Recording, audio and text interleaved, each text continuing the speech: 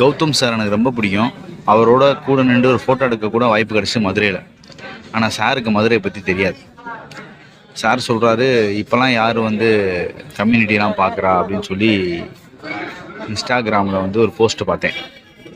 Sir, community பார்க்காம மதுரையில் எந்த ஒரு விஷயமே நடக்காது. எல்லாம் ஒத்துமையாக தான் இருப்பாங்க. ஆனால் அந்த பேசிக் திங், ஒரு பையன் 16 வயசு கீழே உள்ளவன்ட்டே கேட்பாங்க, நீ என்ன ஆளுக அப்படின்னு சொல்லிட்டு. அந்த வார்த்தையை கேட்டுட்டு தான் வீட்டுக்குள்ளேயே அலோவ் பண்ணுவாங்க. இன்றைக்கி இந்த போஸ்ட்டை இன்ஸ்டாவில் பார்த்தேன். எனக்கு பார்த்த உடனே எனக்கு கௌதம் சார் ஞாபகம் வந்துருச்சு.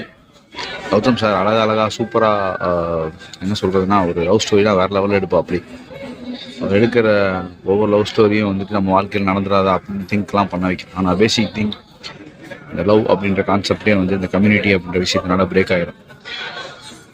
இந்த நேரத்தில் சும்மா மொக்க போட்டிருந்தா ஐம் சாரி. எவ்வளோ ஷேர் பண்ணணும்னு தோணுச்சு, ஷேர் பண்ணேன்.